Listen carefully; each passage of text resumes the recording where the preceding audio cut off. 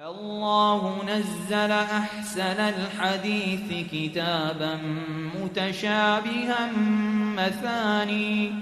مثاني تقشعر منه جلود الذين يخشون ربهم ثم تلين جلودهم وقلوبهم إلى ذكر الله ذلك هدى الله يهدي به من يشاء ومن يضلل الله فما له من هاد.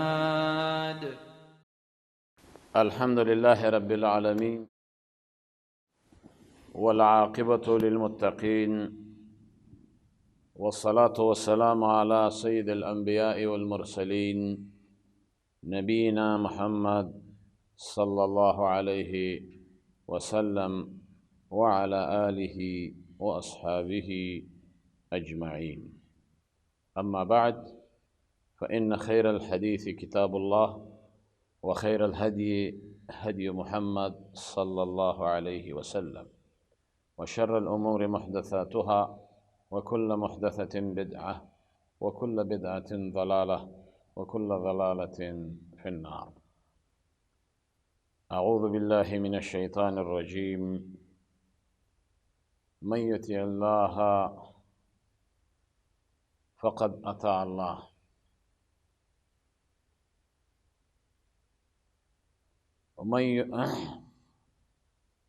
ومن يطع الرسول فقد أطاع الله. ډیرو قدرمنو مشرانو، کشرانو، مسلمانانو، ورونو، خویندو، میندو، اوریدونکو، السلام علیکم ورحمت الله وبرکاته. زمونږ ستاسو د دې درس موضوع او عنوان دی چې آیا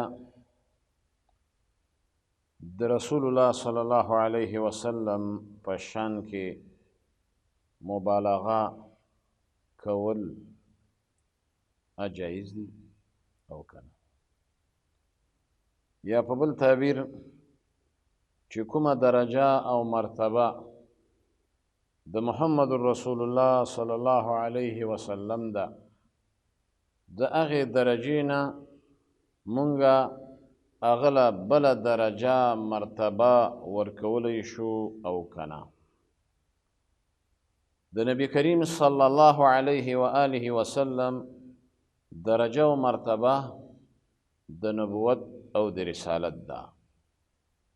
نبی کریم صلی الله علیه وسلم چې هغه د عبدالله زوی دی او د عبدالمطلب مسی دی او د هاشم کړوسی دی او په قوم قریش دی او بیا په قریشو کې عرب دی او بیا د عرب سلسله د اسماعیل علیه السلام چې د ابراهیم زوی دی د هغه ځای نه شروع شوی، چې دا د پیغمبر علیه السلام سلسله و نسب و زوزات هغه معلوم دی. مکه مکرمه هغه موطن او وطن او مدینه منوره مهاجر او د هجرت ځای و. نو پیغمبر علیه السلام په دې حیثیت سره او په دې تعارف سره مونږ په دې معنا پیژنو چې عبدالله و رسوله، د الله یو بنده او د الله د طرفه رسول او نبی پیغمبرو.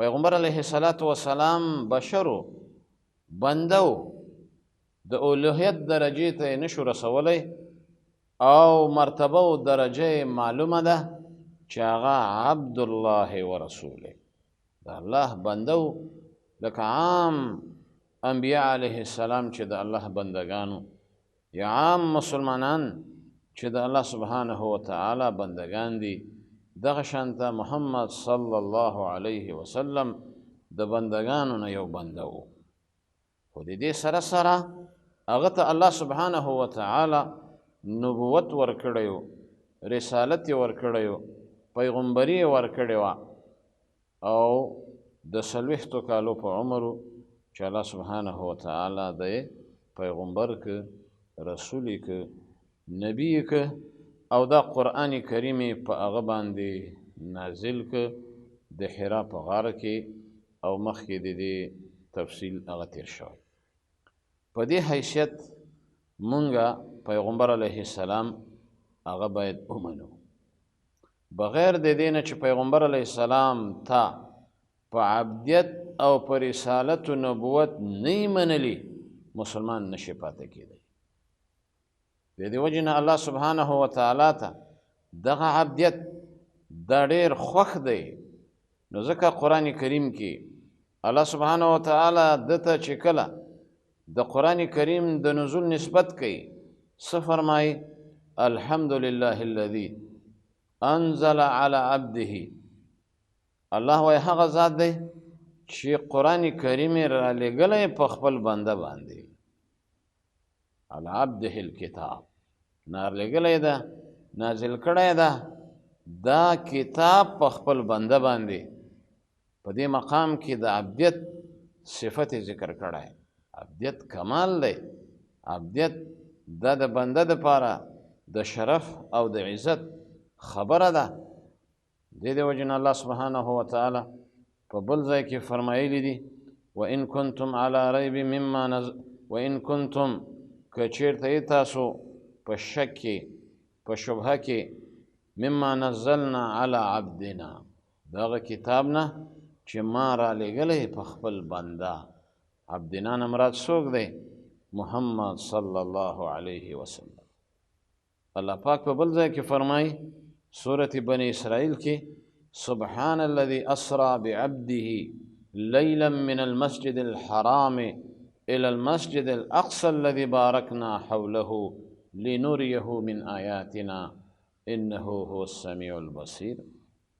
د معراج او د اسراء په واقعه کې الله فرمایي پاکي د هغه ذات لره چې هغه ذات چې اسرا بعبده، بوتللی وکړه د شپې په یوه حصه کې په بنده خپل. عبد ذکر کوي. د دې وجې نه پیغمبر علیه السلام عبد و. دا معنی چې هغه ته به د عبدیت درجه قایل یې.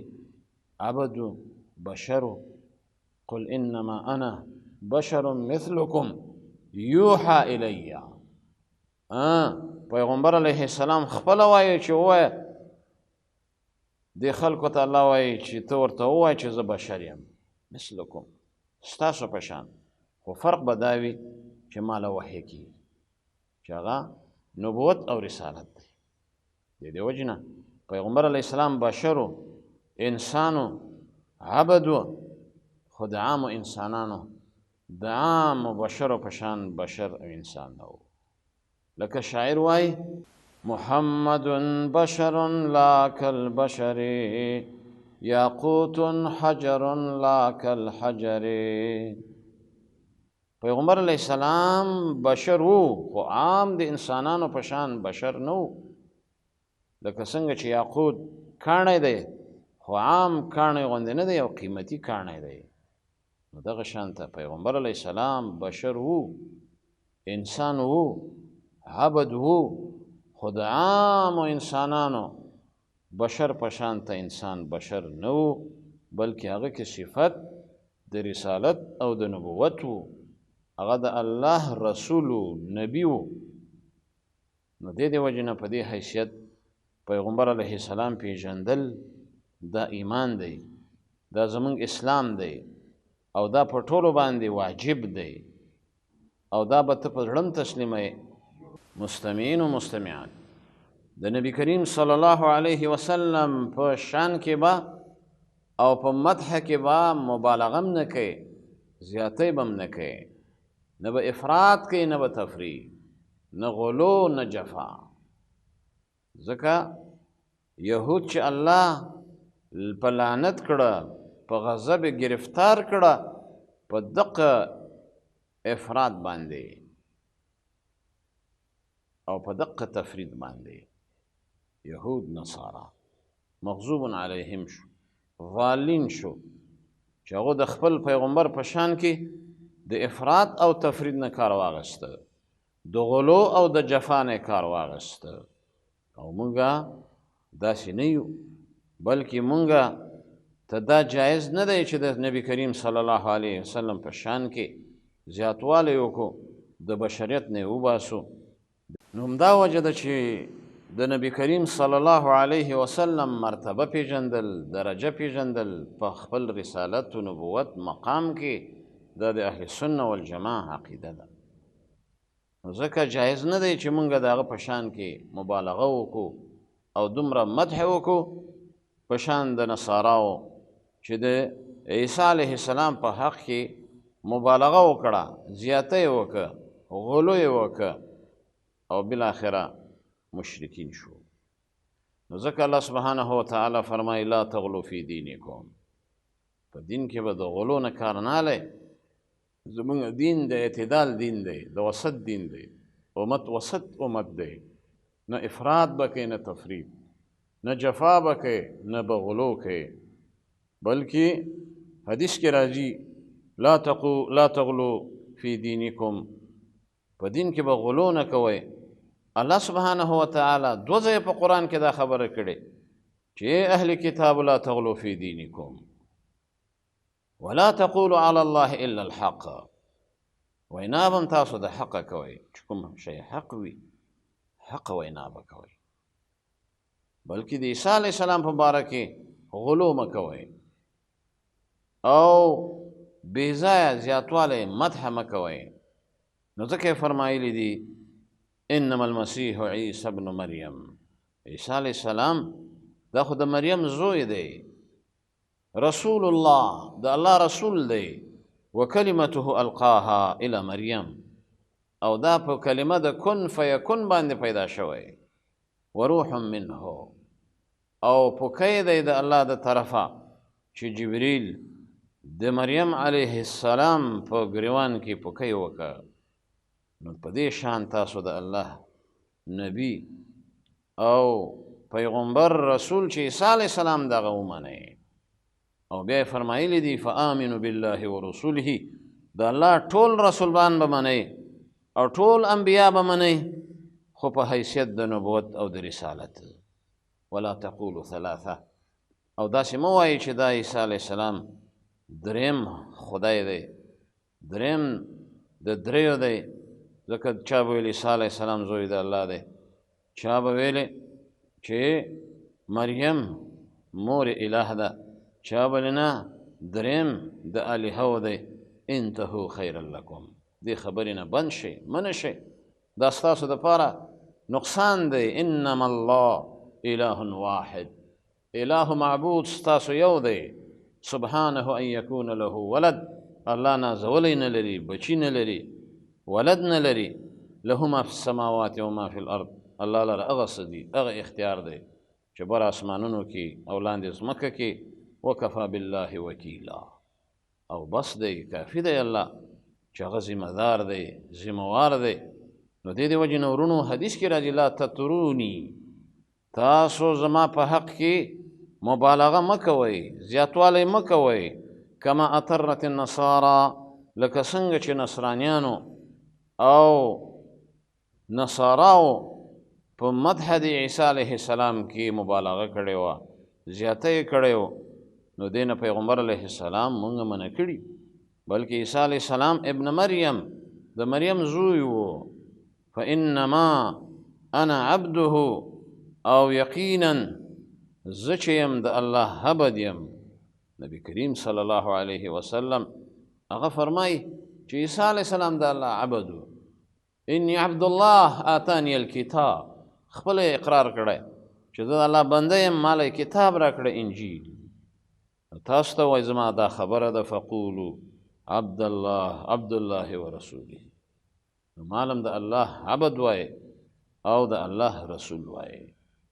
دې د وجې نه موږ او تاسو چې کلمه ویلې د لا اله الا الله محمد رسول الله، اشهد ان لا اله الا الله اشهد ان محمدا عبده ورسوله. موږ ګواهیم په دې کوو چې پیغمبر علیه السلام عبد دی او د الله رسول دی. دا به عقیده یې زموږ چې انبیا علیهم السلام معصوم دي. زموږ پیغمبر علیه السلام معصوم و د ګناهونو نه، مخکې د نبوت نه، وروسته د نبوت نه، صغایرو نه، کبایرو نه. ځکه الله سبحانه وتعالی فرمایي انا فتحنا لك فتحا مبینا، چې کله سورة فتح الله راولېږه نو بیا یې وفرمیل لیغفر لك الله ما تقدم من ذنبك وما تأخر. تا ته الله مخکني ګناهونه معاف کړي، وروستني ګناهونه. هغه کله چې په تهجد ولاړو عایشې بیبي ورته ویل یا رسول الله تعالی خو الله مخکني وروستنو ګناهونه معاف کړي، ولې ته دومره تکلیف کوې؟ په شپه کې ولاړې تر دې خپې به یې وپړسېدې. هغه به څه وویلې؟ افلا اکون عبدا شکورا، زه د الله شاکر بنده جوړ نشم؟ الله سبحانه وتعالی شکریا ادا نه کړم؟ ولئن شکرتم لازیدنکم ولئن کفرتم ان عذابی لشدید. الله وایي که چیرې زما شکریا د نعمتونو ادا کړې، نعمتونو به سوا کړم، او که زما د نعمتونو ناشکري وکړه نو بیا عذاب زما ډېر سخت دی. نو په دې معنی پیغمبر علیه الصلاة والسلام منل او هغه په رسالت و نبوت تسلیمول دا ایمان دی، دا سړی مؤمن دی. ذاق طعم الایمان من رضی بالله ربا وبالاسلام دینا وبمحمد صلی الله علیه وسلم نبیا. چا چې د الله په ربوبیت، د پیغمبر په رسالت او په اسلام باندې چې دا زما دین دی، دا عقیده وه، د ایمان سکه وکړه، د مؤمن دی. د دې وجې نه ورونو پیغمبر علیه السلام ته به علم غیب قایل نه یې. داسې به نه وایي چې پیغمبر هغه عالم الغیب و او په کلي و جزي پوهېده. داسې به نه وایي چې پیغمبر هغه بشر نه و بلکې نورو د بشریت نه یې وباسې. داسې به نه وایي چې پیغمبر علیه السلام هغه داسې علم لاره چې په غیب باندې پوهېده، بلکې په غیب باندې انبیا نه پوهېږي، په غیب باندې ملائکه نه پوهېږي، په غیب باندې زمونږ پیغمبر نه پوهېږي. قل لا يعلم من في السماوات والارض الغیب الا الله. ورته ووایه په غیب باندې هیڅوک نه پوهېږي، نه بره په اسمانونو کې څوک، نه ښکته په ځمکه کې څوک، ما سوا د الله نه. پیغمبر علیه السلام فرمایي قرآن کریم کې آیت دی د سورة انعام، که چیرې و انی لأعلم الغیب لاستکثرت من الخیر وما مسنی السوء، که چیرې وایي زه په غیب پوهېدلی لاستکثرت من الخیر وما مسنی السوء، ما به خیرونه را جمع کړي وو ځان له او ما له به هېڅ تکلیف نه رسېده. احد کې غاښونه مبارک هغه مات شوله، اننګي مبارک هغه یې وینې شو، تندی مبارک هغه وینې شو. او دا د دې خبرې ثبوت او دلیل دی چې پیغمبر علیه السلام مالک د نفع د نقصان نه دی، عالم الغیب نه دی، او د الله نبی دی، رسول دی، او د ګناهونو نه معصوم دی. په ګناهونو باندې پیغمبر هغه نه پاتې کېږي، بلکې الله سبحانه وتعالی تنبیه ورکوي. دا زموږ عقیده ده د انبیاو په حق کې، او خاص کر د محمد رسول الله صلی الله علیه وسلم په حق کې چې سید الانبیاء والمرسلین په وجود کې، په دنیا کې راتلو کې وروستی دی، اما په جنت کې او په آخرت کې او په درجه و مرتبه کې د ټولو نه ړومبنی دی. حدیث کې راځي اول چې جنت ته داخلیږي هغه به محمد رسول الله داخلیږي، اول شفاعت چې قبلیږي هغه به د محمد رسول الله قبلیږي، او بیا به د امت جنت ته داخلیږي، او بیا به نور امتونه هغه جنت ته داخلیږي. اکثره تشکیل د جنت به هم د امتیان وي، لکه څنګه چې دی فضیلت لري، درجه لري، مرتبه لري، دغه شانته د پیغمبر علیه الصلاة والسلام هغه امت هم درجه و فضیلت لري. او الله سبحانه وتعالی د داسې پیغمبر شفاعت زموږ او ستاسو نصیب کړي. الله سبحانه وتعالی د داسې پیغمبر تابعداري زموږ او ستاسو په دنیا کې هغه هم نصیب کړي. نور تر بدې حلقې پورې په لوی الله جل شانه سپارم. وآخر دعوانا ان الحمد لله رب العالمين. والسلام عليكم ورحمة الله وبركاته. الله نزل أحسن الحديث كتابا متشابها مثاني تقشعر منه جلود الذين يخشون ربهم ثم